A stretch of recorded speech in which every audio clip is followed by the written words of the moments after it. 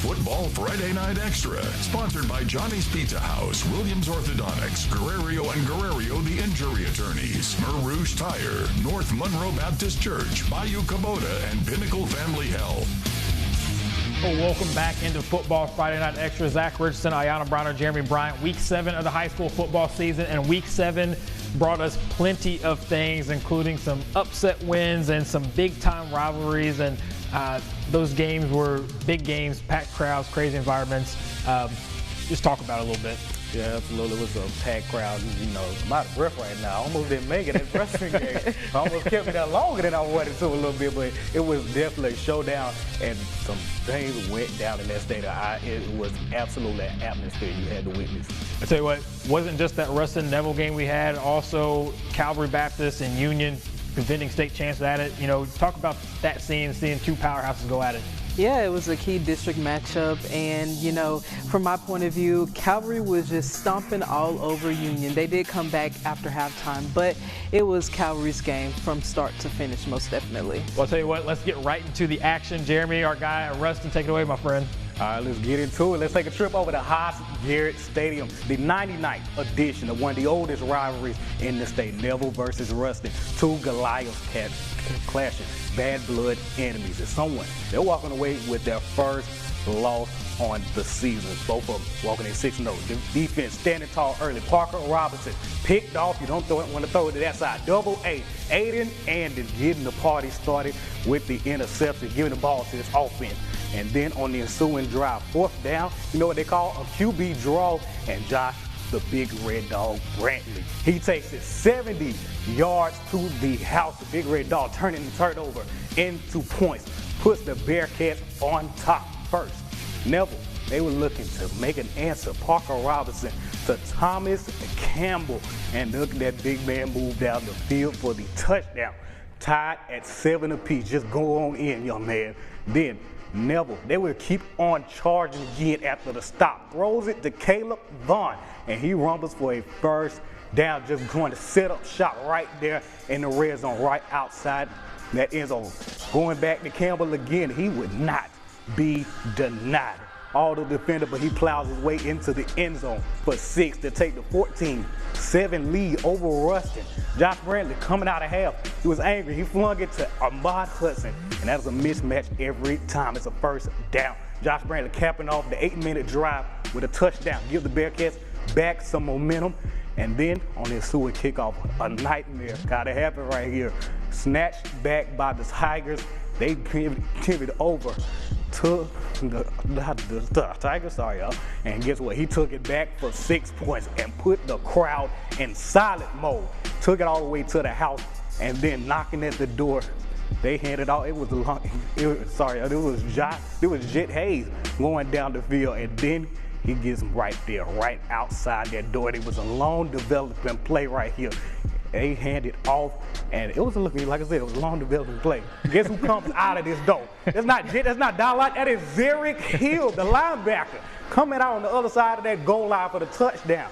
Neville trying to seal this one. They handed off to the tailback, and they slayed the king. Neville takes down Ruston and breaks the 20-game win streak to win 26-21. Wow, what a finish to that game. All right, we head over to O Block at the Lions Den. Ouachita hosting West Monroe. Tell you what, 15-13 in the half, West Monroe leading. They kicking to start the second half. Check out this return right here. Ball's gonna be stripped, recovered by West Monroe. Yeah, disaster from the start for the Lions. But I'll tell you what, both of these defenses in the second half, they were absolutely solid. We're gonna see right here, West Monroe going to the ground game, that Lions defense right there to eat it up, and that happens if you got two big guys up the middle to shut things down. Now the Lions on the attack. Montre O'Connor with the RPO pass to Cameron Brooks, who makes some nice moves, picks up some nice yards right there, but the drive would stall at that point. Now the Rebels right back to work, and Ryder DeJean gonna go with the quarterback power. But I tell you what, talk about those guys in the middle. There's big time AJ Washington right there for no gain. This time they're going to hand it off to Ronaldrick Booby Miles, who gets to the outside, just going to be tripped up before he had open field in front of him, but that's after a first down. Then it's DeJean, this time again, going to go with the RPO. Check out P.D. Jones blowing things up right here. This young man fired up, playing some good football right here, trying to shut things down and get his offense back on the field. So you know what? He did it once. Why not do it again? This time, another short pass, and yeah, he's right there again. Jones is there again to break things up. And then West Monroe going to try to do some things on defense as well. The Lions go to sleep to Whitehall Clark Jr. Check out Parker Todd right here. Just going to pick him up and lift him and let him go nowhere in this one. And Montreal Connor this time going to find Cameron Brooks on the drag route. And check out Jaden Neck right here, flying to the ball, making some things happen. Tell you what, the Lions faced with a fourth down, trying to get some offense going. They drive down the field. Montreal Connor looking to do it with his legs as he does so well, but it's Elijah Thompson getting right there for the big time stop right there. Tell you that score was 15-13 at the half. Well, that's how this game would finish. West Monroe big winners on the road in this one. 15-13, your final in that one. All right, let's head over to Union Parish where the Farmers take on the Cavaliers in a key district matchup. The Farmers would receive the ball first and try to make something shake with their ground game. Braxton Patterson to Tyron Taylor for a gain of a yard. And then Patterson will call his own number on the next play, but he wouldn't get anywhere and be tackled for a loss of a yard. Cavaliers up next. Abram Wardell throws a short one out, and it will be caught for a Cavaliers first down. Wardell again. Now he throws a beautiful long one out to Kobe Thomas, and he will be brought down right outside the end zone.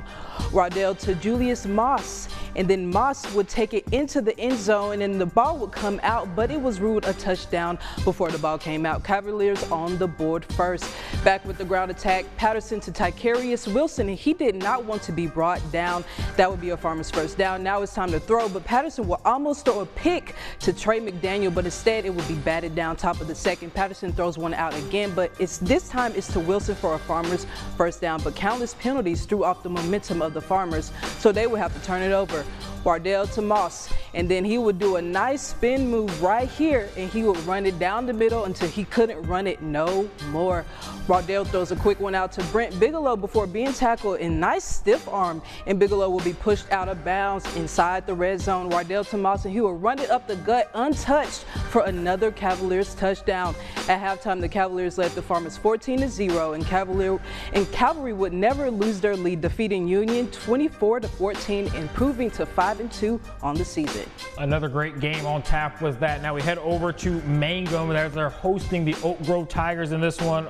Mangum's Jay Miles going to rush in for the first score right here, and yeah, it's going to give them a 6-0 lead after a missed extra point. But I'll tell you what, you need those when you're playing a guy like Jackson Bradley right here. Check him out, drop him back to throw, and Bradley going to take off and using his legs. The big man rumbling, diving in for the score, and just like that, we're tied up at 6 in this game. Now, Jay Miles, yeah, he's going to answer back once again. Another touchdown from short yards right there to give Maine the lead. But I'll tell you what, those Oak Grove Tigers just tough in this one. They pull out a 26-20 win over Mangum. And I'll tell you what, big football games. Coach Lee Doty and Sterlington coming off their, I guess Lee Doty coming off his 100th career win in the state of Louisiana, looking to get it done again tonight. We got great football coming your way. Don't go anywhere. We'll have all that action coming up on Football Friday Night Extra.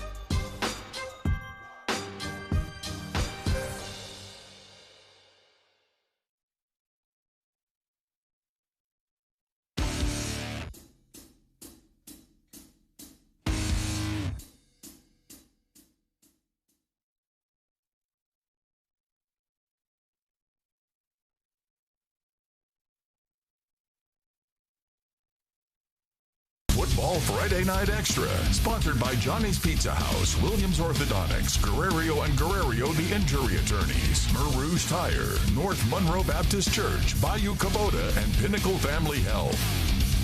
as I previously mentioned, Coach Lee Doty coming off a win number 100 in the state of Louisiana, looking to add to it at the expense of Northwestern. Good start for the Knights in this one. Jacoby Lawson right here with a nice game.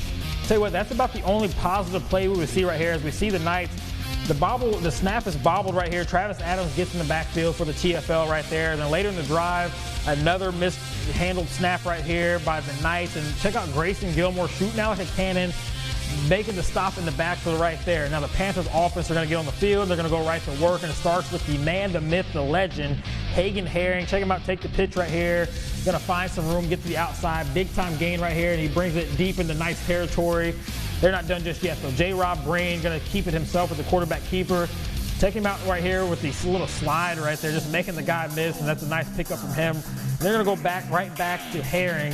And this is a big man run right here, just running dudes over, no fear at all, just trying to find ways in the end zone. That sets up Gavin Evans right here, Mr. Big Man, fullback himself, to punch it in for the score. Just like that, the Panthers have an early 7-0 lead. Now that Knights, like I said, they had trouble with the snap all night long.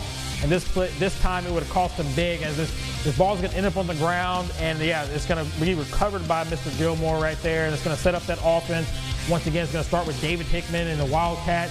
And he's going to bob and weave and duck and dive and do a little bit of everything right here. He's going to pick out about 9 yards after carrying some dudes for another 2 or 3 yards. Yeah, great stuff from him. And then it's Hagen Herring once again get to the outside. This time, yeah, he's going to be brought down to 5-yard line, and that's going to set up Gavin Evans again to punch it home, make it 14-0 at that point. Sterlington, yeah, didn't give Northwestern a chance this one as they get the win. 49-0, your final there.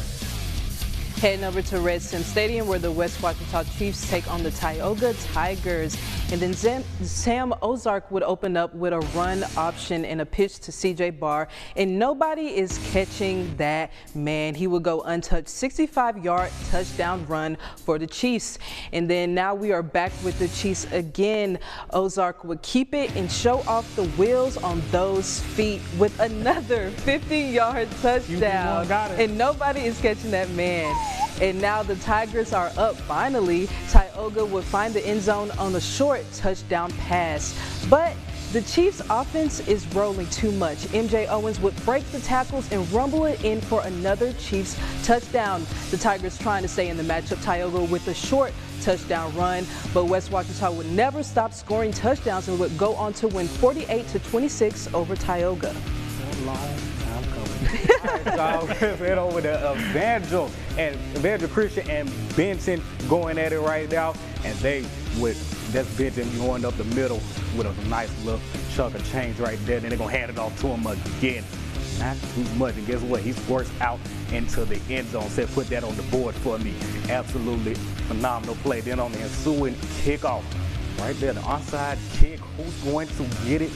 It would be Benton. They're going to catch this one, and then he's going to go right up that middle for another first down. And the Evangel Christian Eagles will absolutely win this one 33-32 in a close one. A little bit of fun to see some teams out of our area in this one, but I tell you what, we got some more games coming up from Thursday night, some big ones. We'll keep it right here on Football Friday Night Extra.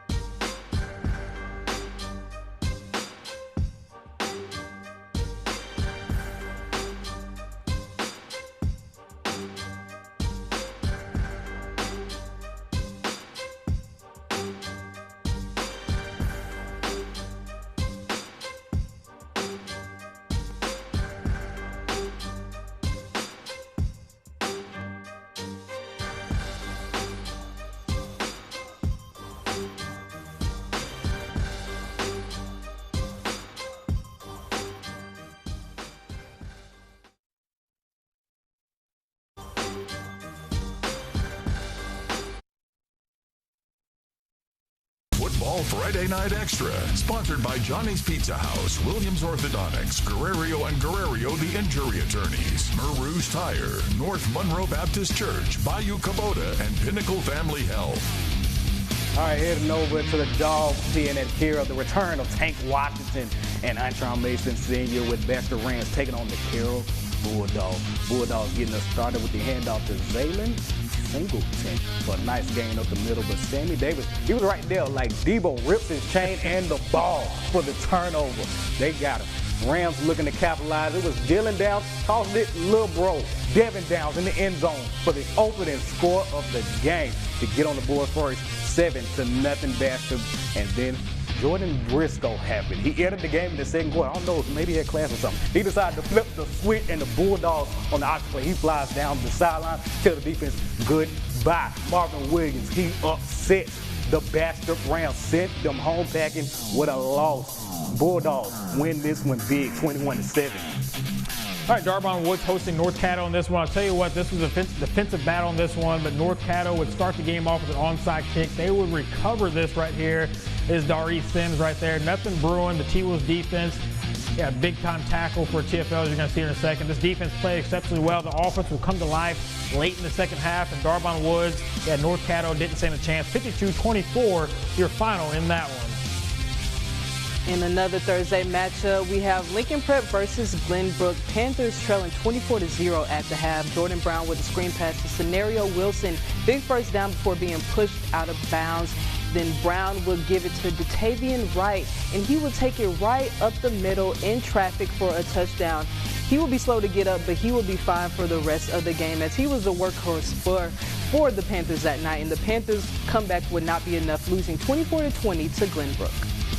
And when we return to Football Friday Night Extra, some Arkansas football, big rivalry game coming up. We got those highlights when we return after the break.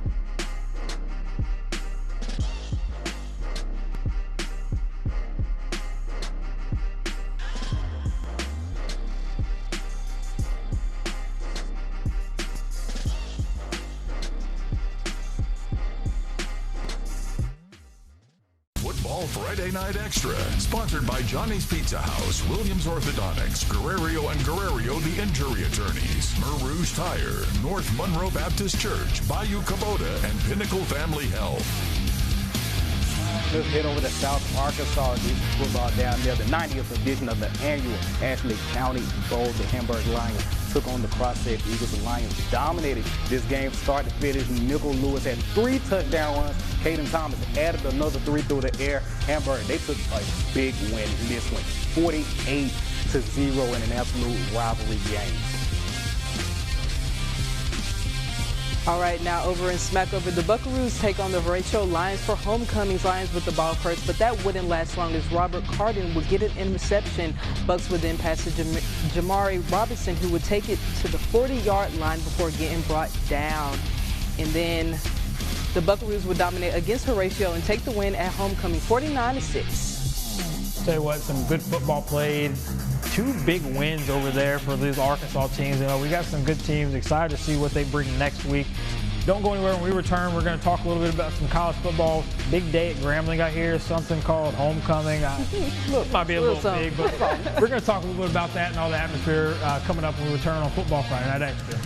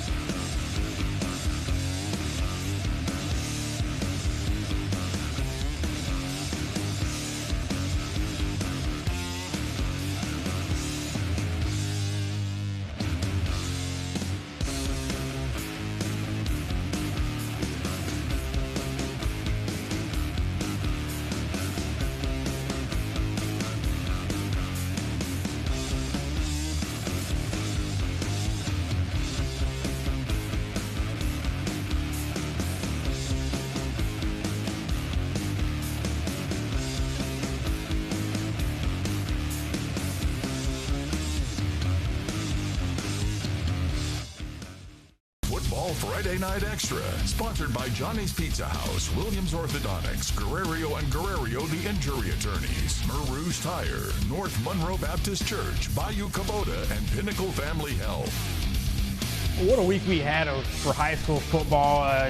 Some upsets. Neville obviously breaking Ruston's win streak.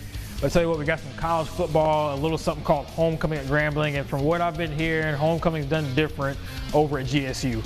You two are going to be there for, just how excited are you to see that atmosphere and experience, Grambling homecoming?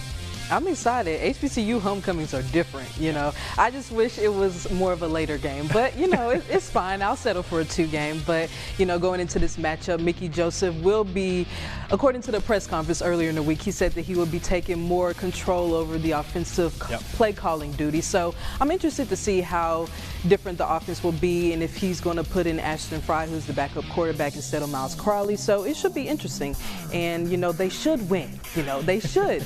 But it's homecoming. You gotta win. You gotta win. Hey, last year it was homecoming. We saw how that went down, but hey, we'll see how it turned out tomorrow. Yeah, we will. It's gonna be interesting to see, though. I talked to Coach Joseph last week, I guess, Lincoln Prep, when he was there, and just what he's done with the program. I know they're struggling, but he, just hearing him talk, he's a guy who's looking to turn things around and kind of get the wheels rolling. I thought early in the season we saw this team kind of figuring it out, and as soon as I say that, they kind of fall apart. So big game, when you have all your alumni, your former G-men, G-women coming into home to celebrate Grambling State University. I think this is the team. We're going to see some fire. I'm telling you right now, they're going to have some fire. They're going to come out here. They're going to get a big win because, they're representing Grambling. They got a lot of people here to watch them. So should be a fun game. Wish I could be there for it. I'm tired. I don't know about y'all. I'm tired. I'm tired. I don't know about Jeremy. Like I said, I'm tired. I just came back. You right. I beat traffic. I'm tired, y'all. I had to run downhill. I know you are. I tell you what, though, it's fun. This was a Friday night. I woke up this morning. I was like, hey, it's Friday. Let's get to it. We got some big games coming up, and from what we saw tonight, didn't disappoint at all. But that's all for us here tonight. I don't know about y'all. I'm going to do something I don't normally do. This is out of character. I'm ready to get on out of here because I'm tired. I'm going to go home and hit the sleep. And there's cold weather. The cold is making making my bed feel even better. I'm going to go down Forsyth. I'm going to go party with Neville tonight. Hey, well, stay warm, everybody. If you're not going to Grambling Homecoming, watch it, enjoy it, have fun, and we'll see you right back here on Football Friday Night Extra next week.